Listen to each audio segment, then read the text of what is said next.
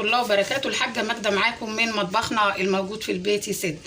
النهارده هنعمل حاجه من النقع بتاع المشمش. احنا لما جبنا المشمش عملنا منه قمر الدين، وعملنا لفايف قمر الدين والكمبوت والمشمشيه، وقلت لكم شيلوا بقى النقع ده علشان هنعمل منه حاجه. هنعمل حاجه منه اسمها الدقه. الدقه دي بتاع زمان، لها ذكريات كده جميله وحلوه، وكل الناس عارفاها بتاعت زمان.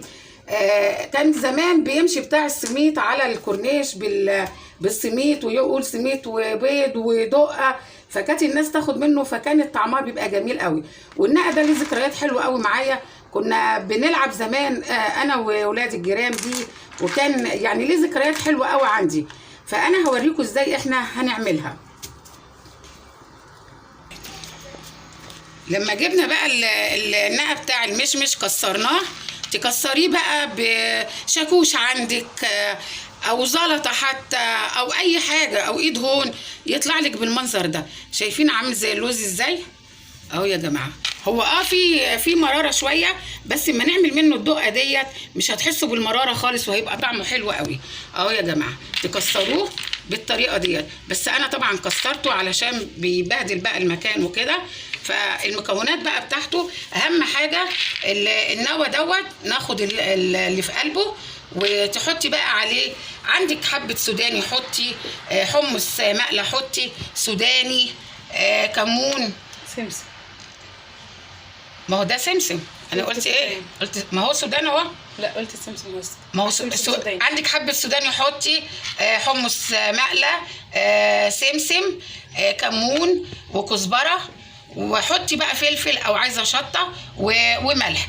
عايزه تحطي مكونات تانية حطي، عايزه تشيلي حاجه شيلي وتحطي حاجه حطي، الموجود عندك حطيه، واللي انت بتحبيه حطيه. هناخد بقى الحاجات دي على البوتاجاز. امسها ازاي؟ هنجيب طاسه على البوتاجاز من غير اي ماده دهنيه، لا زيت ولا سمنه ولا اي حاجه خالص. هنجيبها فاضيه كده وهنسيبها تسخن شويه، وبعد ما تسخن هنحط بقى عليها اللي هو قلب النوى دوت.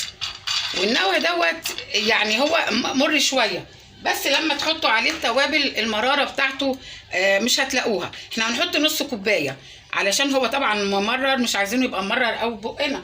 لما نحط عليه بقيه التوابل هيبقى طعمه حلو.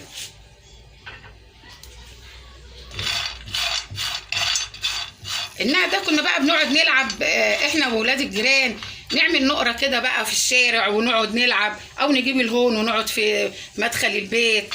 يعني كان في ذكريات، او نلعب سيجا. يعني كان ليه ذكريات حلوه قوي. انا لما المشمش بيطلع بفتكر الذكريات دي كلها. طبعا الناس اللي من سني هم اللي هيفتكروا الحاجات دي. انا بقعد برضو مع احفادي واقعد اقول لهم الذكريات الحلوه ديت علشان يعرفوا كل حاجه لها فايده، والحاجات دي كنا بنعمل بيها ايه. طبعا انا هحمصه علشان يتدق معايا ويبقى طعمه حلو، وبعد ما احمصه هحمص برضو بقيه التوابل. ما دقتها طعم حامض. بعد ما حمصنا النقع، قلب النقع، هنحمص بقى الحمص مع الفول السوداني. هقعد بقى انا احمص كل حاجه كده لوحدها.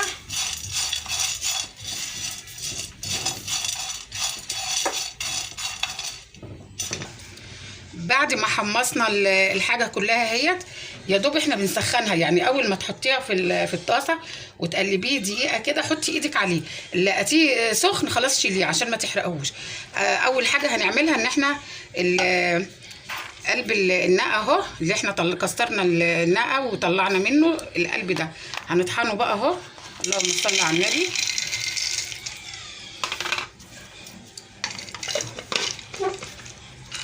وهنطحنه بقى.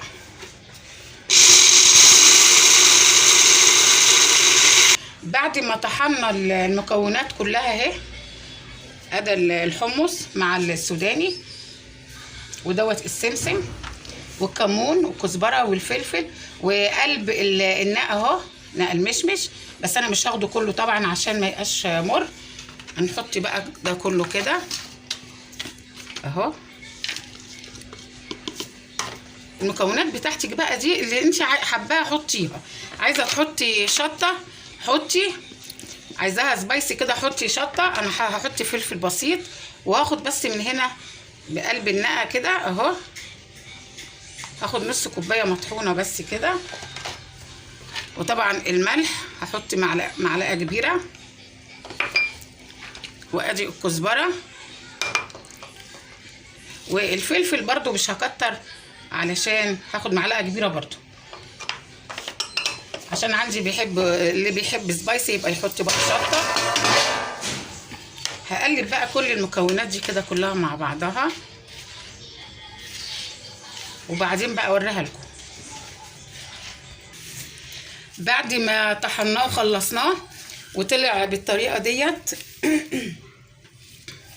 اهو يا جماعه، شايفينه حلو ازاي؟ وابقوا نخليه برضو عشان لو في شوائب ولا اي حاجه. انا بقول لكم كل حاجه علشان تبقى معاكم الحاجه حلوه. وبعدين كان هو بقى زمان الراجل بتاع السميط والبيض كان بيعمل قراطيس كده، بتجيبي بقى ورقه كده تعمليها اهي قرطاس اهو، وكان بقى بيروح حاطط فيها ايه شويه دقه كده، ويروح قافلها ويديها لك بقى مع السميط ومع البيض اهو يا جماعه. ده كانت طريقه الدقه بتاعه نوى المشمش.